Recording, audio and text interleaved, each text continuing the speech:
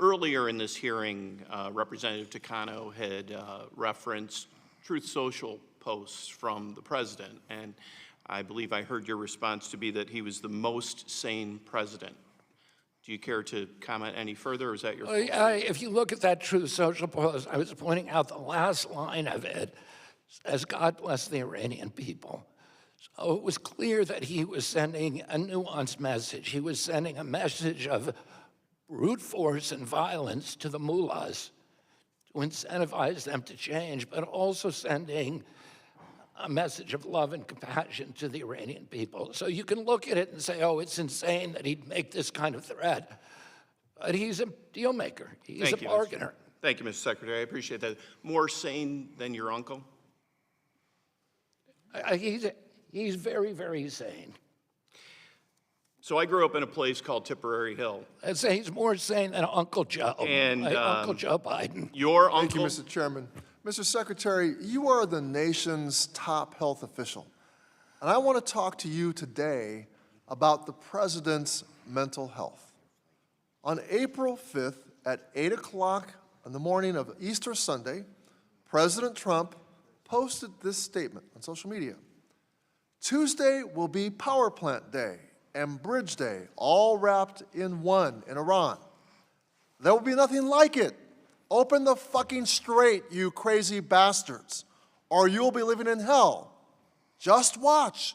Praise be to Allah, President Donald J. Trump. An American president used the F word in a Sunday morning message that was seen by millions of people. Mr. Secretary, does this raise concerns for you about the president's mental health? The president is a bargainer, and he knows how to make good deals. Mr. Secretary, does this raise questions about the president's mental health to you? Here's what I would say, that for 2 generations, every American president... Mr. Secretary, you're being non-responsive. Reclaiming my time, Mr. Secretary, I gather the answer, it does not raise concerns for you. 2 days later, on April 7th, President Trump put out a statement that said, quote, "A whole civilization will die tonight, never to be brought back again. I don't want that to happen, but it probably will," end quote.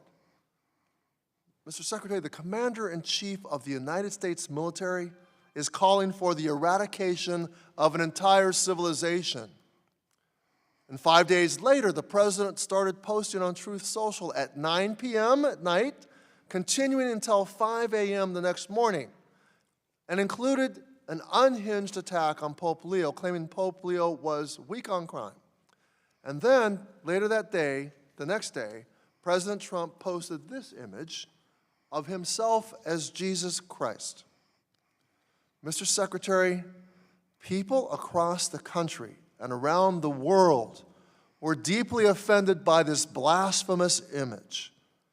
Millions of Americans are questioning this president's mental fitness, his emotional stability, and whether he can carry out the duties of his office. Do you share their concerns about his mental health? I want to call your attention to the last line of that. Mr. Secretary, my question was, do you share their concerns about his mental health? I want to call your attention. Mr. Secretary, you're not being responsive. Apparently not. Reclaiming my time, Mr. Secretary. Mr. Secretary, reclaiming my time. Mr. Chairman, direct a witness. It's my time, Mr. Secretary. You're not being responsive, and apparently you don't share their concerns. We are a nation at war, Mr. Secretary. We need a commander-in-chief that we know has full command of his mental faculties and is emotionally stable as he sends uniformed American men and women into harm's way. Millions of Americans are now wondering if this president is delusional and thinks he is Jesus Christ. Mr. Secretary, given everything that I've shown you today, will you insist that President Trump undergo an assessment of his mental fitness and his emotional stability? Absolutely not. Thank you, Mr. Secretary. Reclaiming my time so absolutely not. I remind you that under the 25th Amendment, you have a duty to remove a president who is physically or mentally unable to discharge his responsibilities under the Constitution. It's your duty. You took an oath to the Constitution, not to President Trump.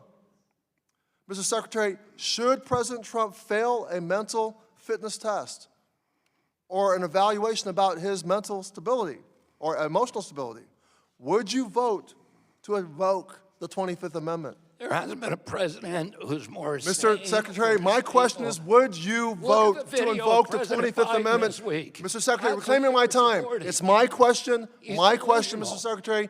Would you thought invoke a the guy was 24th Amendment Barack if he Obama. were to fail an assessment of his mental stability or emotional stability? As I said, President Trump is the most. Apparently not, Mr. Secretary. Apparently not. Mr. Secretary, we can all see that this president is mentally unstable, emotionally unstable, and is unfit to lead this country. You, as the nation's top health official, have a particular role here. And you are choosing your loyalty to Donald Trump over your loyalty to the Constitution and keeping the faith with the American people. Thank you, Mr. Chairman. I yield back. Well, you need the fundraising video. Mr. Chairman, asking questions. The gentleman's time has Thank you. expired and been yielded, and I can ask the second grade classes to turn in again at this point. I'd hesitate to say something about the 25th Amendment with the last president. There was no concern there from the other side, but I won't say that. So now I recognize the gentleman from Georgia, Mr. Allen, for his 5 minutes.